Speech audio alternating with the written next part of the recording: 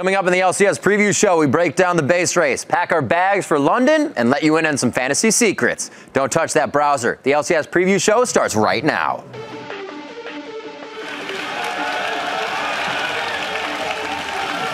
But Nip gets exploded, and now there are only 2 men left alive. Gambit push things home, and they wreck Alliance's record.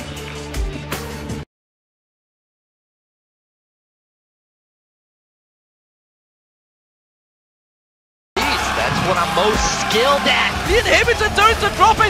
They're going to keep on shoving through. Alliance take down Fnatic in 23 minutes, despite being heavily behind in kills.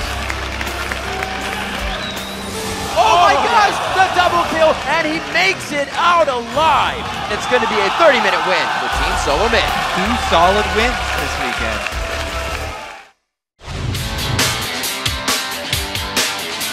Hello everyone, I'm Rivington Bisson III, and we're back in the saddle to kick off Week 5 of the Summer Split. Yeehaw, Riv. I'm Joshua Leisman, and we're here to break down the action from last week in the LCS. We'll also try to improve your fantasy game and look ahead to this week's matches. That's right. It actually looks like the Hazmat team was able to remove most of Freak's puns from last week. Yeah, well, unfortunately, some things never wash out, Riv. Yeah, that's true. So you can check out the last episode of the preview show, along with any episodes you might have missed, by visiting lolesports.com and hitting the preview show link at the top of the website.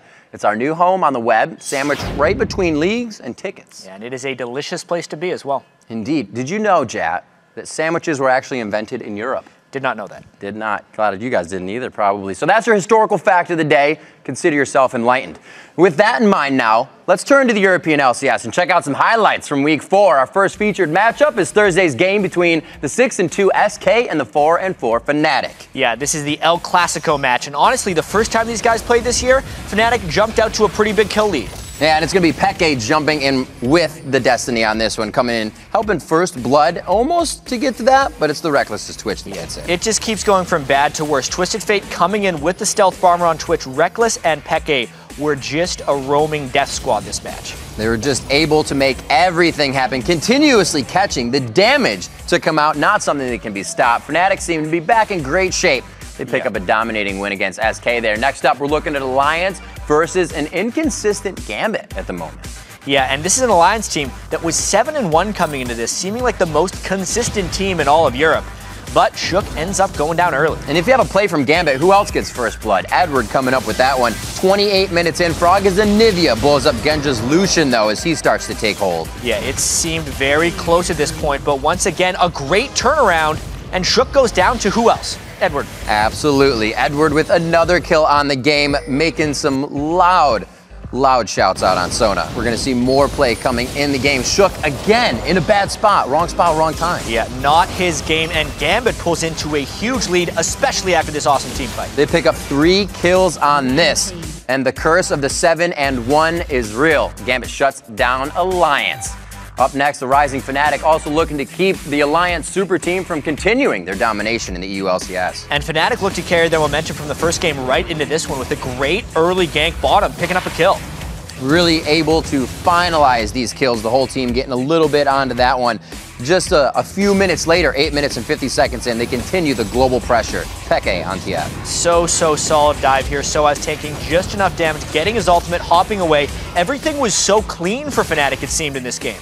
And you just look at the scoreboard, the top of the list as it comes up on this one. 14 minutes in, 6-2, and you get Reckless to chase down Tabs in this one to make it 7-2, just 15 minutes in. Yeah, 3-0-1 Twitch. You feel like there's almost nothing that could go wrong. At this point, though, Fnatic does overreach a little bit at the Dragon Pit, and it becomes a little catastrophic. Just a bit. Great box from Nif there, and Alliance really able to take over, catching Yellowstar's Braum to get back in the game. Yeah, we're going to go over this base race in depth later in the show, but it was a disaster, and Alliance snuck a win 23 minutes into this game. 23 minutes, the big one there. And the shortest victories of the split, despite being down in kills the first 20 minutes of the game, Alliance made one of the most decisive moves and wins in the last 2 minutes of the game. So that's how quick it took off. Yeah. Let's take a quick look at the standings over in Europe and how they are now. Despite losing a game, Alliance managed to stay at the top of the table in first place, just ahead of SK Gaming in second, with Millennium becoming the newest team to sit in third place this summer. Now, during last week's LCS preview show, we talked about the curse of the 7-1 teams. and it looked like it was about to happen all over again as first place Alliance until they pulled a FLICKR and backdoored Fnatic for an amazing win. We asked the teams about the exciting finish to the match, and this is what they had to say from the players themselves. We spoke to Yellow Star. He's quoted saying, it was a team decision, and it was clear. Trade an inhib for an inhib. We had to trade bottom, or else we would have traded 2 mid turrets for nothing. Further on, FLICKR said, after that poor Drake contest, we felt like we lost too much. And we were going to lose mid turrets if we recall. So we had to make something crazy to make it even. At that point, you only have a few seconds to think what's best. So when we spoke to Alliance, they understood the favorable position the fight at the Drake put them in. Froggen told us, quote, mid tower had 50 health after the Dragon, so I knew we would be faster than them 100%. So I called to push mid and keep going till they recalled from bottom. I wouldn't say the call was that chaotic. All of us knew what we had to do, even though some had thought it might have sounded chaotic, he says. Froggen continued to say, I'm surprised Fnatic didn't realize they were much slower than a 5-man push down mid. Mistakes like that will happen, though, and they will learn from it. Fnatic has never been strong when it comes to objective-based calls, he says, and would rather just try to do weird stuff and catch you off guard. Guess that works out. Strong words from Froggen, but he has the results to back them up. So now that you've heard Alliance's opinion about the match, let's send it over to Professor Leesman as he drops a little heightened learning on us about some base race 101.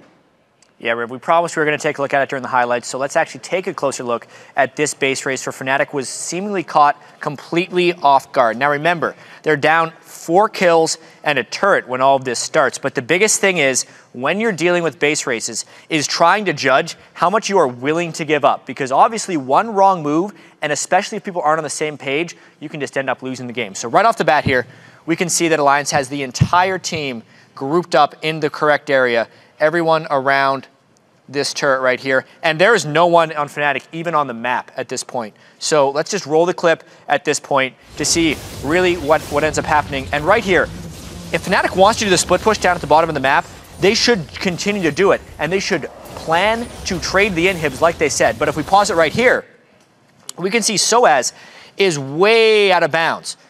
If they're trying to trade inhibitors, he shouldn't care about this because he's at half health and provides no real threat. They were thinking of doing a flank attack around the backside with the Eve, but that would still be a 5v3 with a half health Shyvana, so kind of like a 2.5 v5. And that would basically be the end of them for that at that point. So they can't do that. Keep rolling the clip.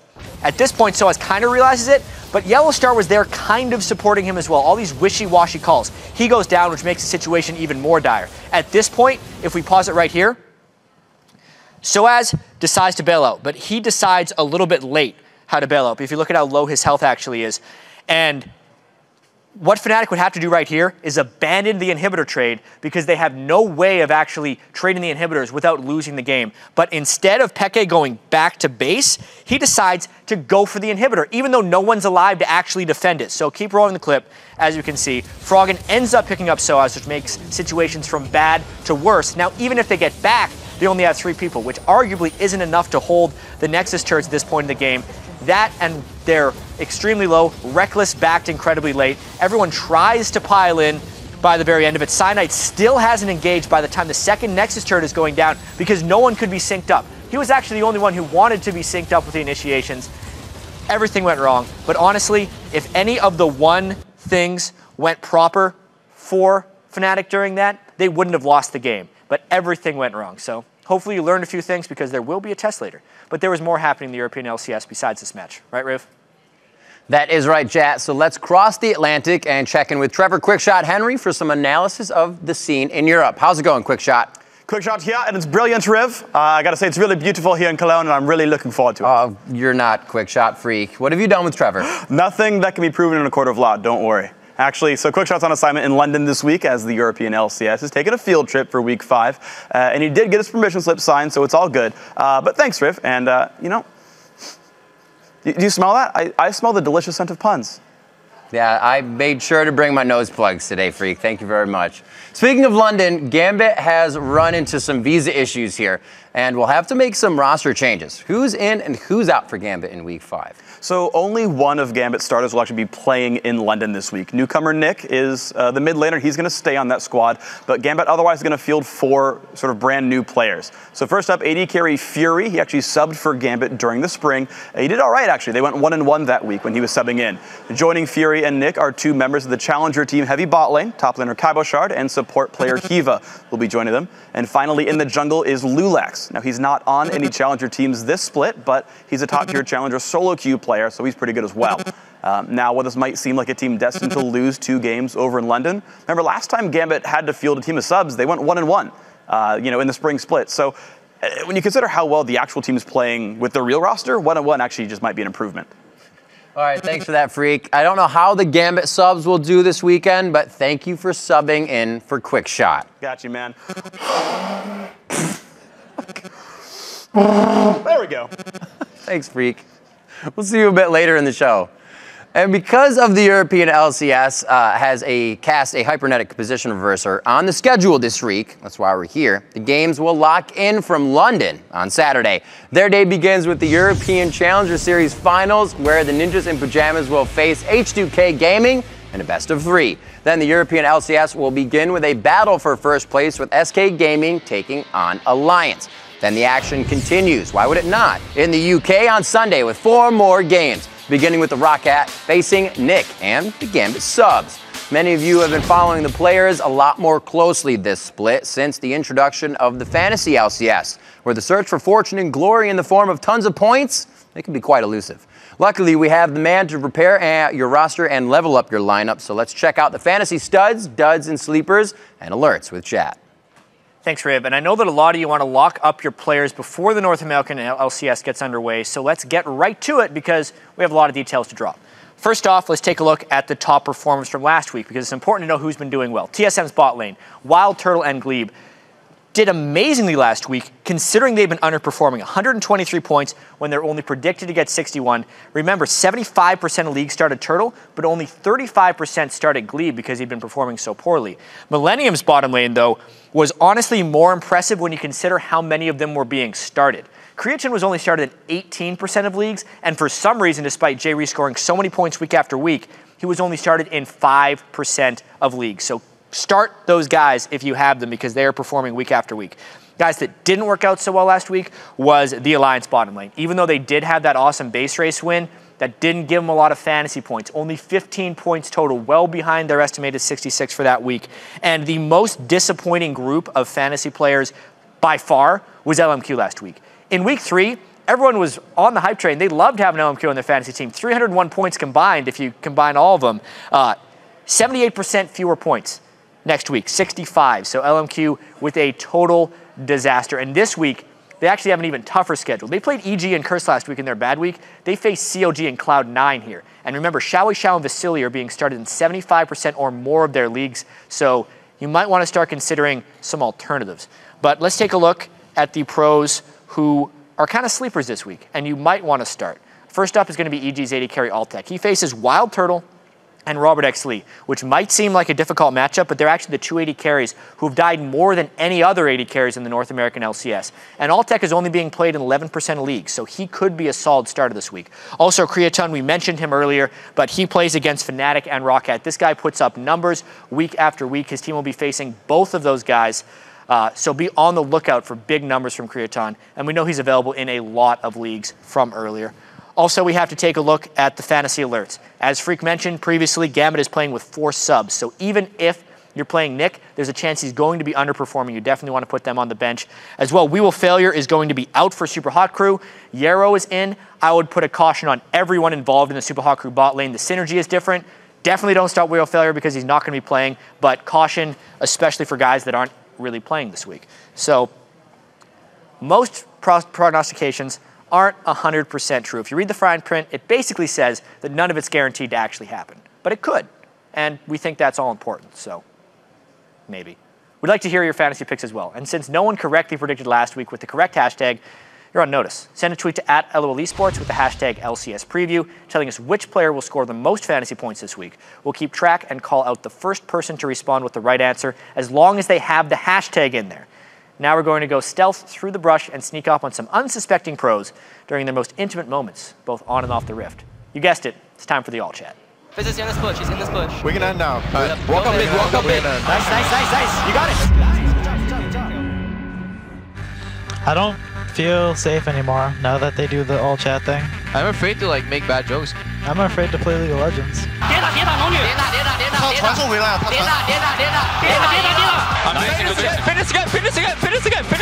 Kill.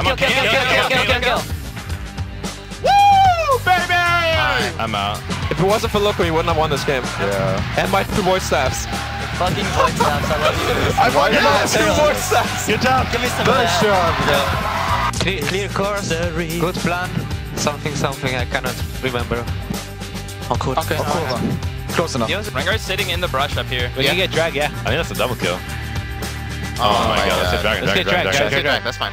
I don't like to do cool stuff. I like to do stupid stuff. They're on dragon. I wait for mid. Save me. Careful, we don't want to fight there. Oh god. Back up. Do not step on that trap. Yeah. Kiwi. I'll step They're on gonna it when look I for a want play. But we need to have fun in Champion Select to keep our reputation. No, we don't. Yeah, we do. No, we don't. Got it! All in on Twitch. Get Twitch! Twitch. Good! Yeah, that's the last one. We got the last one. Don't tunnel it next to Twitch. Good job. That's game. I back off a bit. Where's Twitch? I'm dead. Ready? Have you ever built Bloodthirster on Teemo? Yes. How was it? Not very good. Okay. I'm glad we got that conversation out of the way. And now let's take a look and see which champions have put on their swimwear and made their summer debut so far. Hopefully, that doesn't mean we have to see Urgot in a thong. It's time for our champion countdown. So we're 80 games into the summer split so far in both the North American and European LCS, and we're slowly closing in on the amount of champions picked in the spring. That's due to no small part of the 4 new champions who popped up last week, starting with the mustachioed muscle man, Braum.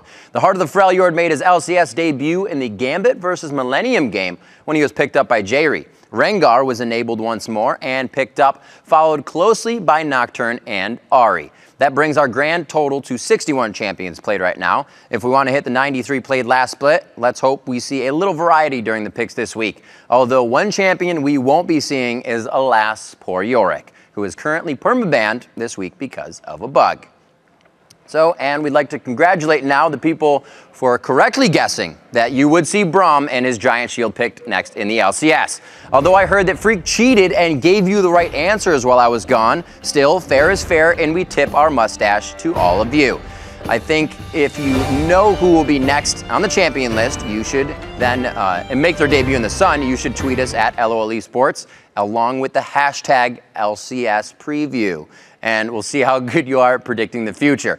Now, based on all your tweets, it wasn't a surprise when we finally saw the brawny man behind the shield make a lot of appearances during his first week in the LCS. He was banned in every game in both regions on day 1 last week, but he emerged with his stash intact on day 2 and went to become the champion with the highest pick ban rate in his debut week in the LCS. Braum was picked or banned in 93% of the games played and ended up being picked in 8 games total. He won 5 of those for a 62.5% win rate, not too shabby, and we'll have to see how the pros adapt to his super strong, super tanky physique, because I'm certain that we haven't seen the last of his massive milk drinker and his magical door. Now, while Braum is busy flexing his LCS muscles, Jax quietly turned into the kiss of death for any team that picked him last week. The Grandmaster at Arms was picked in 7 games across the North American LCS and European LCS, and every single team who picked him lost their match. That's 100% record that no one wants to own. But Jax might not be inherently cursed. He was played by some lower ranked teams who didn't perform with him, and the Copenhagen Wolves tried to use him as a jungler, which didn't go so well. His best game during the week was when Inox played him versus LMQ. Inox was 3-0-1 on Jax, but then EG lost a base race despite being ahead while Inox was trying to take down the Nexus alone. I think the graphic said it best. Maybe he should try a real weapon next week. So let's head back to the West Coast now and check out some of the action from the North American LCS. Our first highlight of that, the two of the strongest teams from the spring split, Cloud9 and Team Solo Mid. They currently find themselves in the middle of the pack. Yeah, and previously TSM had only beaten Cloud9 one time in the history of their competitive nature against each other. And this one actually started out pretty well for TSM, aside from this nice turn by Cloud9 as they chased TSM down to the turrets. Yeah, they looked like they had everything in that. Bjergsen came into the fight. They were so ready. But wait, everyone flashing away for the last second. All the flashes are gone. Here's a fish. Big plays from High here, throwing down the mop and bucket, and he cleans up nicely for himself. So early in the game, too. Yeah, this game was very close, but Cloud9 does get caught out in the jungle. The Rengar could never pull off his stealth attacks, and TSM continued to chase Cloud9 down. Making it happen every time. Another 33.5-minute play coming in from Team Solo Mid, usually taking control of this portion of the game. It's Vizanya's play from Bjergsen. Yeah. Oh, wait! There's Glebe, too, and the rest of the team to turn it around. The old double void staff trick from Bjergsen. The double void staff, indeed. Still walking himself to safety. TSM grabbing the victory and are now tied with Cloud9. 5 wins and 4 losses. Up next, EG's new jungler, Helios, was looking to help against the surging LMQ. Big question is, how is he going to affect EG as a team? Was he going to communicate well? Well, early game, it was working fantastically. He has definitely gotten the whole team moving. Now we see Pobelter up to the top lane. EG making moves, making some early moves on with that and Pobelter, but also trying to make moves that didn't work. Yeah, and honestly, we had 40 minutes of this game where there's no highlights because not much happened until LMQ just decided to rush up the mid lane and Inox was trap split pushing. That unfortunate last play that didn't work. Though EG looked strong, that one mistake cost them against LMQ. Now Curse versus LMQ, another team trying to take points away from them, and it looked grim to start. Really interesting pick ban, picking the Pantheon against Voyboy's Caston, and early on, it did give LMQ some nice kills as Xpecial tried to come to the rescue. And 2 kills in the first 5 minutes of the game, but it was only at 17 minutes the flash cocoon to get the pedal to the metal, and the momentum started for Curse. Curse gets one pick, Curse gets another pick, again and again. Once Voyboy got some armor as well, there was no stopping this casting. 15 minutes later, and a whole hell of a lot of vision on the side of LMQ. You can see how easy Curse just runs around in a scattered fight to take down the kills. Yeah, so many dashes for Voyboy. Is he going to go back in? Yeah, he's going to go back in and get another kill. That was such a low cooldown ability, and he was unkillable. And at 35 minutes on this game, LMQ wasn't even safe in their own base, as Curse was able to pick up this ace for the win. Yeah, it really turned into an absolute stomp here for Curse, but it was because LMQ couldn't pull far enough ahead early, and then Curse brilliantly built those 4 Randwinds and the Frozen Heart to just dismantle LMQ's damage output. Dominating win for Curse to beat one of the teams currently tied for that #1 spot. Our next highlight, Cloud9 versus Dig. Always a hotly contested match, and definitely a little revenge to be had here. Yeah, considering how handily Dignitas beat Cloud9 in Week 1, Cloud9 was potentially an underdog coming into this one. Yeah, Cloud9 not ready to lose in 28 minutes this time. It was their vision that helped shut down the game, and they could continue fights like this that just kept on going. Yeah, some say Shifter never dies, but Cloud9 says otherwise. And that was a really nice catch there by Cloud9. Basically, the ward control allowed them to chase freely into the river. 18 minutes into this one, Lemon Nation, another hook. That was a perfect ultimate from Kiwi Kid, but Cloud9 gets what they want, and they're ready. And a little bit of miscommunication you can see here from Dig, too. Yeah, they just did not go in together. Nocturne went in after Zyra was dead. They tried to go one after the other, and they just get blown up. Yeah, we talked a little bit about the Jax play around the week. It just seemed to be Curse. You can see him trying to put the hurting on Zion Spartan here, and this was kind of the story of the game. Cloud9 always had control, and you see that here at 36 minutes as well. Yeah, Balls goes in for the finish. Definitely some nice play right at the end there. It was a little sloppy. Balls finished the job. Absolutely. Cloud9 getting revenge for their Week 1 loss to Dignitas. But let's see how everything now is rolled out as we take a look at the North American standings and see where the teams are right now. On the top of the standings, turning into a traffic jam, it's going to be a 3-way tie with the first place LMQ, Counterlogic Gaming, and Team Dignitas. They are each 7-3 currently. And right behind them is a 2-way tie between Cloud9 and TSM, with both teams at 6 wins and 4 losses. And one of the biggest stories without a doubt in North America was Team Solo Mid halting their slide, turning things around and winning both matches, including one against Cloud9, who beat them in Week 1. This is only their second victory over Cloud9 in 16 games. And the question is their new coach the reason? Let's go straight to the source and see what he has to say. Freak is standing by with Team Solo Mid's Loco Doco. Freak? Thank you very much, Riv. What's up, guys? Loco here. Hello. You're awesome as always, man. So I got to ask you about how you're kind of shaping around TSM. First of all, crowd obviously thinks you're awesome. But one thing I saw is that you're keeping your team off social media unless they do well on the weekends. Tell me about this. Well, just social media, it will mess with their brain because there's a lot of shit talk about Glebe and Amazing being new members, bringing the team down. So I really want to keep them off that. And even old school members like Barrison, Dyrus, and Turtle, it gets to them too. So days leading up to LCS, no Twitter, no Reddit. All right, it seems like it's working for you guys. So the next question, you also mentioned you're changing sort of their sleeping schedule. You like pouring water in their bed at 9 in the morning, he's throwing spiders at them. What's the deal? Well, I just want our computers off at 1 a.m. and people up by 9 so we can go walk in the beach in the morning. They try to go around the rules a bit, like play Hearthstone in their bed, stuff like that, but we're getting there. Getting there. Remove their tablets soon, you're going to be okay. All right, so next up, then, one of the things you guys have been criticized for, well, is shot calling. Since Reggie left the team, you guys were kind of carrying an individual skill for a while. Are you kind of creating a new shot caller in this lineup, and who is that? It's mostly Bjergsen, Amazing, and Glebe. Bjergsen has the most, he doesn't have the most experience, but out of the talkative members, he has the most experience, so he does most of the mid-late game shot calling. And Glebe and Amazing do a lot of early game shot calling. Glebe is really talkative, so I'm building him into a main shot calling role. But right now, he doesn't have the experience to completely take over, so Bjergsen's doing majority of the mid-late game stuff. So we'll see that transition in a couple of weeks, and that's kind of interesting. Next up, then, speaking of Glebe as well and his lane mate Wild Turtle, you guys, or those two specifically, like really stepped up last week, and they had their best performances of the year. Why is it that happened, and then how do you keep them at this level? Just straight up, Turtle's so freaking good. I think he's one of the best ADs in North America. He's been slumping a bit because he has a habit of throwing when the team doesn't do well, but when the team does well, he doesn't have that pressure, and he just carries. And Glebe, he's someone that's always working hard and just a good support in general. I've been doing with him a lot and pointing out little stuff, so his laning is getting better. And his mid and late game, it's always been good. It was just he was so nervous the first 3 weeks that he didn't play well. All right, so final question for you, Loco. You face Dignitas and Evil Geniuses this week. Dig's in #1 right now, and Evil Geniuses also, they've gotten a new player to help their shot calling cohesion. So how's this week going to go for you guys? 2-0, easy. All right, I heard you have a bet with Scar about this match as well. Oh yeah, the loser gets the bowl cut. We'll see if that happens. Loco, thank you very much for your time. Now, guys, we're going to send it back over to you guys. But before we go, I'm going to quickly post this on Reddit because you're not my boss.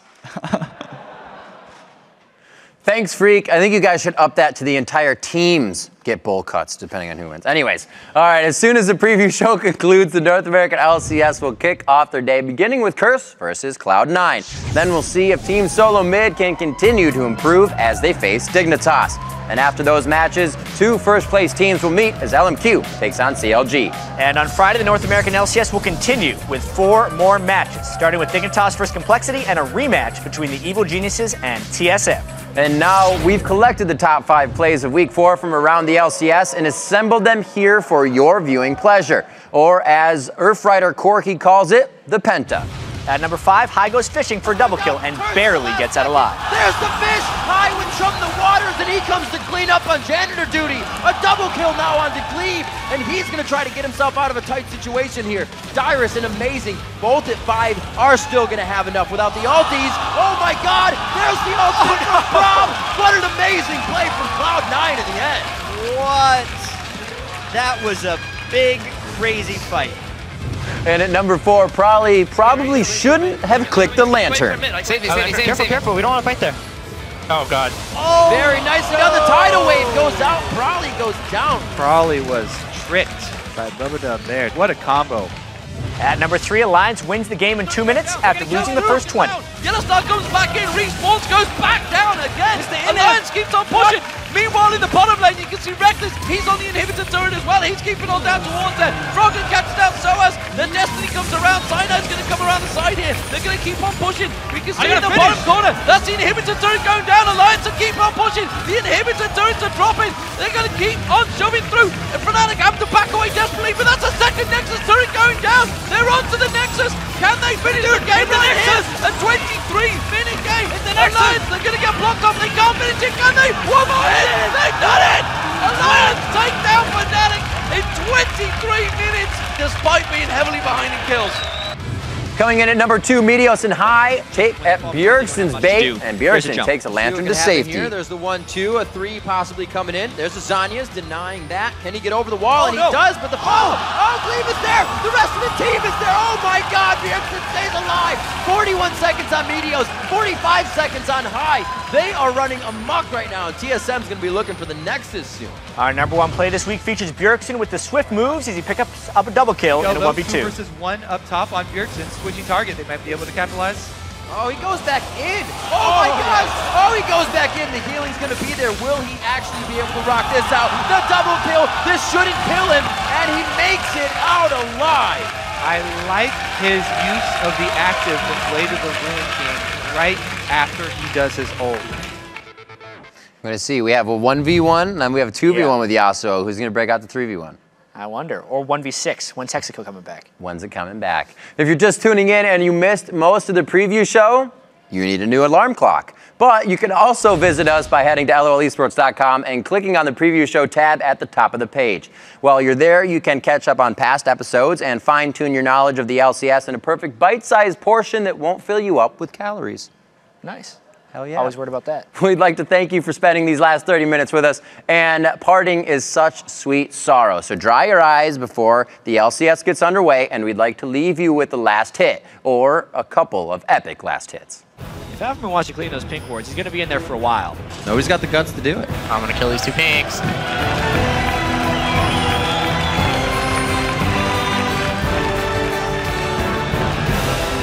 To take a breather. The first 5 shots were just exhausting. There we go. Oh! That was intense there at the last second. I thought the ward was going to heal up or something.